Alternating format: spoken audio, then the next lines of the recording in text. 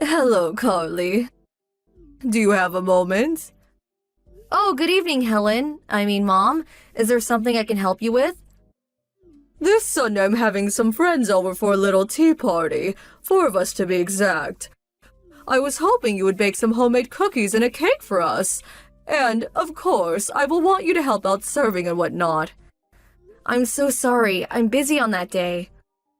Huh? You can't get over here? I already made plans on that day. A bit hard for me to make it over there. Oh, really? I provided this opportunity for my daughter-in-law to showcase her cooking skills. Thought it would be a great way to leave a good impression on my friends. I went out of my way to provide you with this opportunity and you reject it? That's why everyone says you're inconsiderate daughter-in-law. You seem to be the only one calling me an inconsiderate daughter-in-law.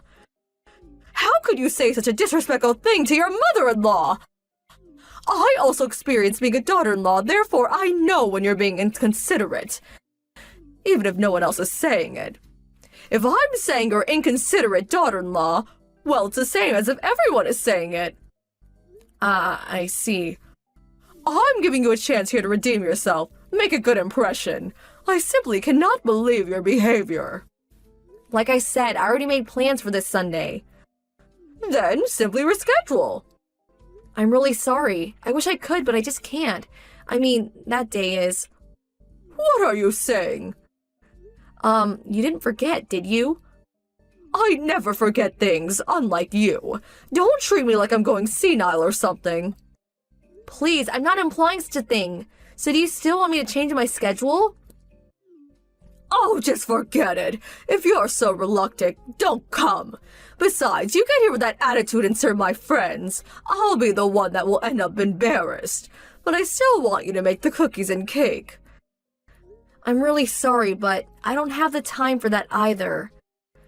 Just bring it to the house on Sunday morning. You're not hearing me. I can't do it. Okay, I'll be waiting for those delicious cookies. I'll say it again. No is no.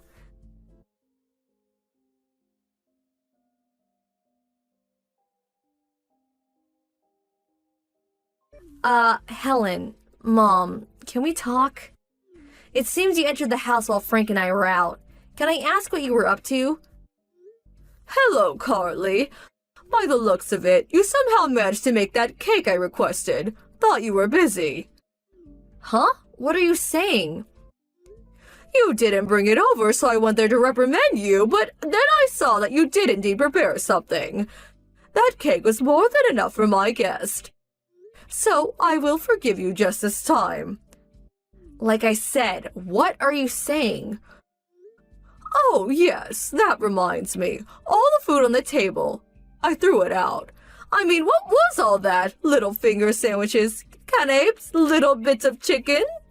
So that's how you cook dinner, is it? Just pile it up on one big plate like some community plate. Disgusting. You really should learn to cook and prepare food properly. Plates, bowls, butter plates. There is an art to serving food, you know. Kids won't learn proper etiquette if you serve food on one big plate like it's party food. Well, at least bring back the cake. Oh my God, how time flies. My friends will be arriving soon. Please, Helen, Mom, please bring the cake back. Please. I made that for today.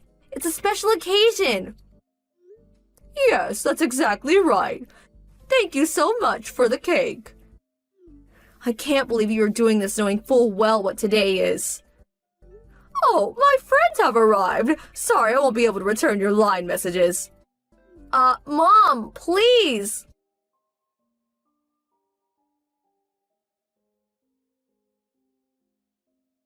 Carly, what was all that today? How dare you come to my place and shout into the intercom? If you want that cake so bad, go buy one down the street. All my friends were shocked. You yelling for your cake back. I was so humiliated. Answer me. Say something. The messages alerts were getting on my nerves, so it's you. Mom, what do you want now? Getting on your nerves, huh?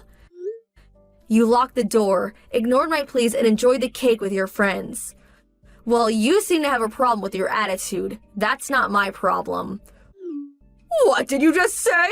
How dare you talk to your mother-in-law like that? My son will hear of this. Helen, you know perfectly well what day today is. And you do this? So you hate your daughter-in-law, but do you also hate your grandson? Huh? You just completely ruined your grandson's birthday party. Huh? Birthday? That's right. It's your grandson Christopher's birthday today. Wait 1 second. Would you... Christopher's birthday? Today? What? Are you serious? You had no idea? His birthday. It was today? That's right. It was his 7th birthday today. Happy birthday was written on the cake. Or did you not see that? I didn't notice it. Huh? But you said you never forget such things. What was that all about? I thought you were talking about your little get-together with friends. Huh? Seriously? You know, you meet once a month, right? That was when he was in kindergarten. I don't meet with those moms anymore. Besides, I told you about Christopher's birthday party many times. I told you that I was inviting friends and Christopher's kindergarten friends today. I also said not to make any last-minute requests because I was busy preparing for the party. Really, I don't really recall. Your husband was there too, so I'm sure he remembers. Oh, I see. Well, then, why didn't you mention it when I was talking about having that tea party with my friends? If you had just simply mentioned that, well, we wouldn't be in this mess. Every time I try to tell you something, you always cut me off. You get upset for interrupting. Then you turn around and spread rumors about me, making me look like some kind of monster. But... Helen, Mom, I'm really sick of this. I just wish you would stop giving me a hard time. I never... The main problem seems to be that you never really listen to what I have to say. Every time I try to explain something to you, you always brush me off. I sent you a line message on numerous occasions, but again, you would just turn your nose up at it, not even see it. I never did that. Oh, yes, you did. In fact, about 6 months ago, I told you in advance that we would be gone for 2 days to visit my folks, but you, as always, ignored her message and came right over. Thinking we were there, you started shouting in the intercom and ringing the doorbell over and over again. You made such a racket that the neighbors got worried and called my folks. I was so humiliated. No use dredging all that up. What's past is past. It was not only that. When Christopher and I came down with the flu, I asked you not to come over for at least a week, but there you were banging on the door, shouting into the intercom. I'm sure you remember we were endlessly going back and forth on the intercom. You probably don't even care, but I had a severe fever and could hardly stand up. What's more, Christopher had finally fallen asleep after tossing and turning all night. Because of your non-stop bell ringing and door banging, Christopher was in bad shape. If your husband hadn't come and got you, Christopher's fever would have worsened. I can never forgive you for that. Well, that was because... And there's one more thing I want to add. You didn't attend Christopher's birthday party last year either. Am I right? Huh? Such a waste. I invited you way in advance. A friend apparently called you on that day and you went shopping, as I recall. But your husband showed up. Actually, we were all befuddled by your actions. That's why we decided not to invite you, but I never figured you'd steal Christopher's cake and dump all the party dishes into the trash. Unbelievable. I simply just forgot. You can't fault me for being a little careless. But I have to say, this really takes the cake, literally.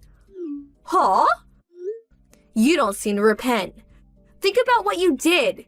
You stole Christopher's birthday cake. You dumped all the party dishes into the trash. As a result, we had to cancel the entire party and send everyone home. But fortunately, everyone was very understanding and we were able to postpone the party until next week. Do you realize how much damage you caused? Do you realize how much Christopher cried? Come on, you're being overdramatic. Besides, in situations like this, you should have been more resourceful. Resourceful? Yes, You could have just gone out and bought everything you needed. And there is Uber. I do know that the supermarket is right nearby and the bakery down the street was still open. If you're a mother, you have to be resourceful in order to overcome any kind of obstacle, such as today. That's your problem. You don't have the adequate resources to be a good mom. Wow, I really don't have the energy to like you today. Huh? You do know that Christopher is allergic to wheat flour. Huh? Yes, a couple of other kids we invited are also allergic to flour. That's why I prepared the cake and cookies using rice flour rather than wheat. But that was all kaput, thanks to yours truly. You say, just go buy it at the supermarket. Well, it's not that simple. Allergy? Christopher is allergic to wheat? Huh? Are you being serious? You weren't even aware of it? This is a serious matter, you know? Well, I was. So whenever Christopher went to visit your house, he never ate any wheat-related foods. What did you think? I just thought your bad attitude just rubbed off on him. Am I hearing you right? I really don't understand why you enjoy giving me a hard time, but I'm sure your son explained Christopher's allergy problem on numerous occasions. How could you be so oblivious to such a serious issue? Christopher's life may have been at stake here. To be honest, I never want to see your face again.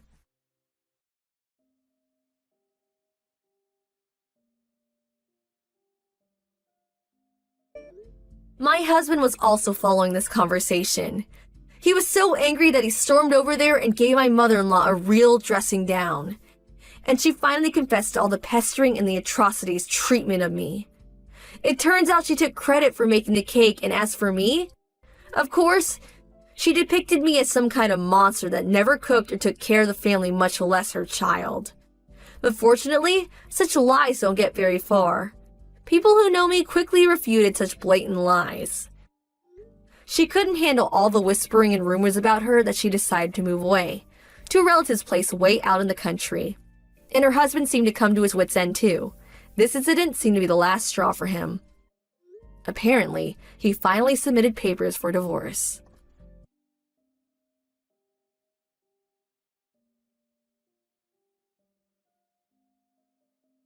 Christian! Hey, Christian! Who is this? It's me, Penny. Huh? Penny? Long time no see. I got your number from the group chat for the school reunion. Oh, I see. Are you on your way now? Yeah, I'm on the train. Anyway, the reunion's gonna be starting in a few hours. Did you really need to go out of your way to message me beforehand? Yes, what's the problem, baby? By messaging now, we can make all the necessary arrangements for a grand performance in advance. Grand performance? Wait, did you just call me baby? I've been thinking a lot about our surprise for everyone at the school reunion. I thought it would be better to get everything straight before we actually meet. Surprise? If you were intending on surprising everyone, telling me beforehand doesn't really make much sense. I forgot how slow you can be sometimes. Me and you are gonna surprise everyone together. We are? Why? You seriously need me to explain that? Yes, I really need you to explain. Why would you and I surprise everyone at the school reunion? None of what you're saying makes any sense. We might have been in the same class at school, but I can count the amount of times we spoke on one hand, and we didn't even hang out in the same groups. Oh, I give up. You just don't get it, do you? The fact we didn't really speak back then is exactly why everyone's gonna be so surprised. I still don't have the foggiest idea what you mean. Anyway, what's the surprise? What's the surprise? Cut it out, Christian. I'm starting to think you're teasing me now. There's no way you're this dull. The surprise is our engagement announcement. Say what now? The only problem is, you still didn't give me an engagement ring, did you? You really should have planned this out better, you dummy. A ring would give our announcement more authenticity. That's why I think it's best we meet up before the reunion and go ring shopping together. We might not have the time to check out all the shops and find the ultimate ring of my dreams. But as long as you choose me one that costs at least $10,000, I'm not that fussed about the design. Oh yeah, and I'd be really happy if you proposed at the same time. The words the husband ends up choosing for the proposal are probably in the top 3 things married women get asked about later on. To make sure you choose something that sounds cool. Whoa, slow down a minute, Penny. I'm not following anymore. No, wait. I was never following. Why do you think you and I are getting engaged all of a sudden? Is this some kind of late April Fool's Day joke? Huh? We haven't seen each other a single time since we graduated high school, and barely even spoken to each other, let alone dated before that. You're right. We haven't been a couple until now. Huh? You're actually aware? God, my head hurts! How can you be aware that we've never been together and yet still be talking such nonsense? Nonsense? You're the one talking nonsense, baby. You worked so hard since we left high school, so you might one day be able to make me yours. I really admire that, you know? Huh? I know everything, babe. You're the CEO of a major company now, right? Well, yeah, I am, but... Exactly. So surely you must remember how that time we spoke back in high school, I said if I'm gonna marry anyone, he better damn sure be a CEO. I don't know anything about that. You don't need to get all shy with me, you know. I know the reason you worked so hard and became the CEO of a major company. It's because you etched my words into your heart and swore to one day fulfill them and become the man I needed you to be. It must have been really difficult for you not having a chance to propose to me since we haven't seen each other in so long. That's why I'm so stoked about this school reunion. It's a perfect opportunity. I'm really glad our old teachers decided to host it for us. No. That is so wrong! You're making a misunderstanding of such epic proportions here that I'm actually lost for words. How is this possible? Stop it, Christian. I just told you don't have to be shy with me. You're surprisingly naive for a man of your position.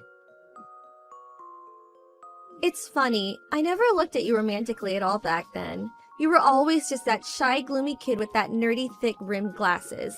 Honestly, probably the last guy I'd have gone for. I can only imagine how hard you had to work to become the man you are today, so you being with a shot at my hand in marriage. All I can say is, wow, babe, wow! I told you! That's not why I'm a CEO! My career had nothing to do with you! Plus, I'm married. You're what now? Oh, I get it. You're so silly. Is this your way of proposing? You always were a little idiosyncratic. Huh? You don't propose to a girl by text message, you doofus. You have to do it properly, in person, like a man. Down on one knee, bouquet of roses and $10,000 wedding ring in hand. Will you marry me? That's how it's done. Oh yeah, that reminds me. Since everyone will be together, why not use the school reunions as your opportunity to pop the question? It'll be spectacular, like something out of a movie. Like I told you, I'm already married. That means I have a wife. Yeah, I get it. You're shy and trying to hide your embarrassment. I actually find it cute, sweetie. I'll be arriving at the reception hall really soon. Make sure you buy my bouquet of roses and $10,000 engagement ring before you get there, okay, baby? You've got this all wrong, and I will not be complying with your demands! Oh yeah, I almost forgot. My ring finger's a size 8. I don't care! Okay, sweetie. See you at the reception hall soon. Listen to me! What the hell, Christian? You have a wife called Bridget? Why are you messaging me when we're in the same reception hall? There's no way I can speak to you directly after you embarrass me so badly. I want to crawl into a hole and disappear. Do you enjoy embarrassing me? Do you have any idea how it feels to have your heart broken like this? This is a very unique variety of embarrassment that I give you every opportunity to avoid. What? You made the most absurd understanding of all time, and now you're self-destructing all on your own! Misunderstanding? What did I misunderstand? If you need me to explain that, you might actually be beyond help. To tell you the truth, I never intended to announce my engagement to Bridget in such bold fashion in front of everyone like that. If anything, we're pretty private people. Our original plan was to keep it between our close friends and family. But you had to go off and arrive at the reception hall early and give everyone false hope that something big was about to go down by telling the organizers that a huge surprise was going to be announced. You gave me no choice but to announce my engagement to Bridget in front of everyone so people wouldn't be confused. Anyway, how the heck did you get from I worked hard to become CEO to I worked hard to become CEO exclusively so I could marry you? I don't understand your thought process. I've examined it from every possible angle I can think of, and it still doesn't make sense. No matter what you say about the marriage, I know you have feelings for me. Surely you at least won't deny that. Huh? I was the most beautiful, the most popular girl in school. There's no way you didn't have feelings for me. Admit it, Christian. Once again, I have absolutely no idea what you're talking about. Speaking frankly, I was way out of your league. The tallest, most beautiful, most vibrant rose in the entire orchid. Every guy on campus wanted to pluck me. And you go off with some miserable, pathetic weed named Bridget, growing alone in the corner, all shrill and weedy and stuff? It makes so little sense it's criminal. Which part is criminal? We love each other. I just told you. Don't make me repeat myself. It's me you should have feelings for. Listen, baby, we can still make it if we hurry. Douse her in weed killer by filing for a divorce and marry me instead. Tell me, Penny, what's your problem with weeds? Huh? What, LOL? Weeds are ugly. Who likes weeds? Raised by a single mom, broke ugly, I can't think of one good thing she has going for her. She's the very definition of a weed. I bet you find her picture if you looked up weed in the dictionary. What does that make you then? A stinking corpse, Lily? What? Does the foul stench of death accompany you wherever you go? What does that mean? Forgive me. Calling you a stinking corpse, Lily, is probably a little rude. Hey, are you insulting me? I never say stuff like this usually, but I just couldn't help myself. I couldn't just sit back and watch you talk about the woman I love like that.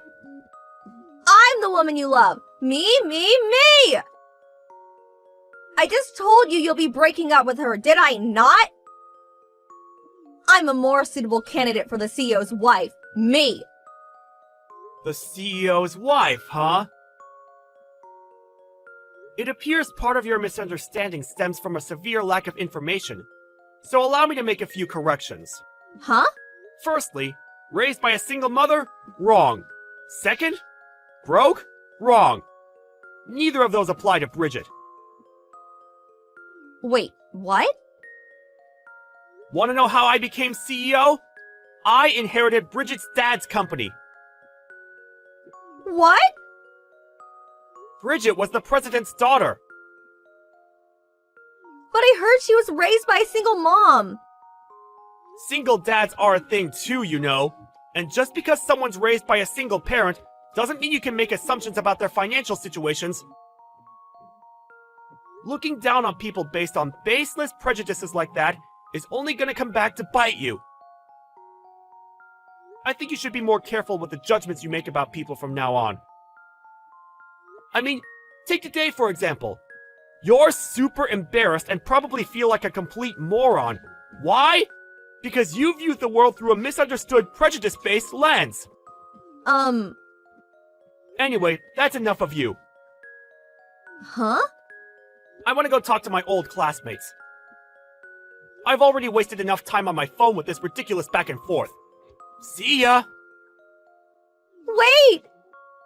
No, Christian, don't leave me! And that was the story of my encounter with a woman so disturbingly misunderstood that it bordered on the terrifying. All I can say is, wow, wasn't it just surreal? I barely interacted with Penny at all back in high school. But even then, I knew she had a reputation as an arrogant narcissist who looked down on everyone because of her good looks, and people tended to keep her at a distance. It seemed like she was under the impression that people felt uncomfortable being around her at the reunion because she was so out of everyone's league. But immediately after we stopped messaging, she soon hightailed it out of the reception hall. I blocked her straight away, so I can't say what happened next. But according to one of the event organizers, who contacted her afterwards to chase her up on her unpaid ticket fee, she'd given up on her search for a husband, an endeavor she'd been firmly committed to before, and is now living a life as a lonely, isolated NEET at home. Something tells me something inside her broke when she was hit by the reality of the outrageous misunderstanding she'd made.